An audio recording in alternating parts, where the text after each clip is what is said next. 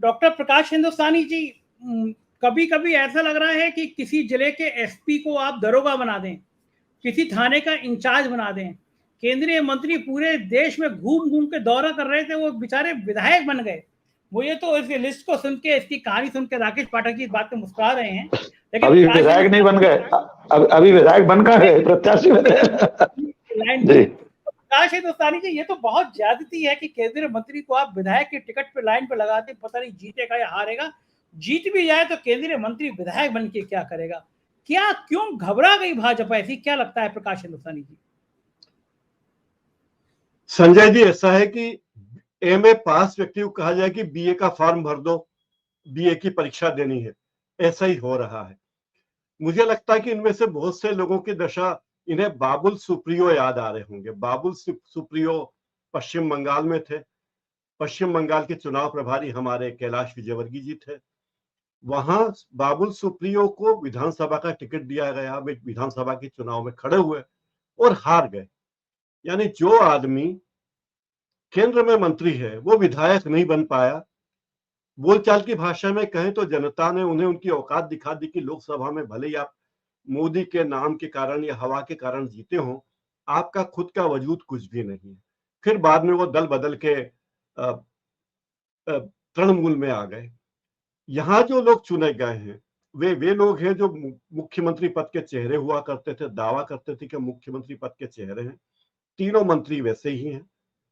चौथे कैलाश विजयवर्गीय, जिनके बारे में रह रह के अफवाह उड़ती रहती थी या उड़ाई जाती थी कि वे मुख्यमंत्री बनने वाले हैं, लेकिन पिछले 10 साल से वे जैसा बोला जाता है पार्टी की लूप लाइन में थे। न वे विधायक थे, न मंत्री थे, न सांसद थे, केवल पार्टी संगठन में ही थे।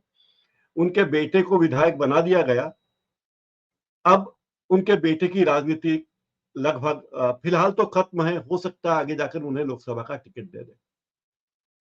मध्य प्रदेश में जिस तरह से राजनीति चल रही है, उस राजनीति को देखते हुए कुछ चीजें बहुत ही चकित करने वाली हैं, क्योंकि मध्य प्रदेश के मुख्यमंत्री शिवराज सिंह चौहान बीजेपी के एकमात्र ऐसे नेता हैं जो सबसे लंबे समय तक बीजेपी के मुख्यमंत्री रहने का क्रेडिट उनको है। तो एक तरफ से वो खतरा भी है आला कमान के लिए। और अमित शाह अगर कहते हैं कि हम जीतने वाले उम्मीदवार को टिकट देंगे, तो क्या 2018 में उन्होंने हारने वाले उम्मीदवारों को टिकट दिया था? ये सब डायलॉग बाजी तो उनके स्थायी डायरी में लिखी हुई है कि मुझे ये डायलॉग बोलना है। तो जब वो हर बार जीतने वाले को ही टिकट देते हैं, चाहे वो भ्रष्ट हो, चाहे वो जेल गया हो, चाहे वो दल बदलू हो, पार्टी का, बीजेपी का एकमात्र पैमाना है कैसे भी करके ऐसे व्यक्ति को टिकट दिया जाए कि किसी भी तरह से जीत जाए। इस बार मुझे लगता है कि उन्होंने ऐसे व्यक्तियों को टिकट दिया है जो किसी तरह कोशिश करें कि जीत जाए। अगर, क्योंकि जो 78 और एक 79 सीटों के लिए घोषणा हुई, उसमें से 75 सीटें ऐसी है जो बीजेपी हार चुकी है। तो उन्हें लगता है कि हारने वाली सीटों पर इन लोगों को खड़ा कर दो, जीत गए तो भाई ठीक है, और हार गए तो बाबुल सुप्रियो तो यादगार रहेंगे ही। तो बाबुल सुप्रियो की गति को प्राप्त हो जाएंगे, ऐसा लगा होगा अमित शाह को और नरेंद्र मोदी को। कुल मिला के पार्टी आला कमान को लगता है कि हमें 230 में से अधिकतम सीटें जीतनी है। अमित शाह दावा करते कि हमें 150 सीटें जीतनी, इसलिए हमने हारने वाली सीटों पर दाव लगाया। लेकिन यह बात भी याद रखिए कि अभी तो कांग्रेस के पास भी उम्मीदवार घोषित करने का वक्त है। जिन सीटों पर 114 सीटों पर कांग्रेस पिछले चुनाव में हारी थी, तो कांग्रेस भी तो वहां की रणनीति सोच रही होगी कि वहां किन लोगों को उम्मीदवार बनाए। तो मुझे लगता है कि इसमें बड़ा दिलचस्प खेल हो गया है ये, और किस नेता की, किस सांसद की, किस मंत्री की क्या गति प्राप्त होगी या राजनीतिक सदगति प्राप्त होगी, ये देखने वाली बात होगी। संजय जी, ये बात बिल्कुल सही है। आपने नाम भी बंगाल के ऐसे ऐसे लिए जो आज भी राजनीति में झटका देते रहते हैं। अनिल सिन्हा जी, क्या कारण है, क्या लग रहा है लोगों को कि मोदी जी के चेहरे में अब वो जादू नहीं रहा? वो गाना था ना पहले, तेरे चेहरे से नजर नहीं हटती, नजारे हम क्या देखें। लेकिन अब तो मन की बात आता है तो लोग चेहरा देखते हैं, आवाज म्यूट कर देते हैं, लोग ऐसा कहने लगे हैं। आदेश दिया जाने लगा है कि आप मन की बात देखते हुए फोटो लोड करेंगे। तो वो तेरे चेहरे से नजर नहीं हटती, क्या मामला गड़बड़ा गया? चेहरे से नजर ही हट जाती है? खेल क्या है मध्य प्रदेश में? अभी ये तो बताएंगे लोग, लेकिन मैं वो भोपाल का वीडियो देख रहा था, उनका कार्यकर्ता महाकुंभ जो है उसकी वीडियो में आप देखिए क्या कि वो बोल रहे हैं ऐसे, हाँ उन पे ही रखा हुआ है कैमरा, क्योंकि उधर रिस्पांस इतना पुअर है इवन कार्यकर्ता का कि जिसको वो बार बार दिखा नहीं सकते, और बार बार वो ऊंची आवाज में बोलने के लिए बोल रहे हैं, नारे लगाने के लिए और जवाब देने के लिए, वो जवाब नहीं दे रहे हैं।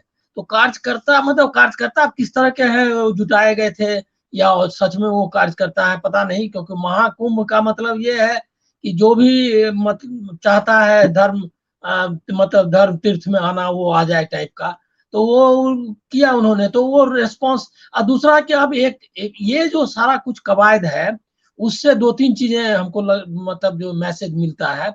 एक तो बीजेपी लीडरशिप जो मतलब मोदी और अमित शाह, उनको उनको बहुत इनसिक्योरिटी बहुत है।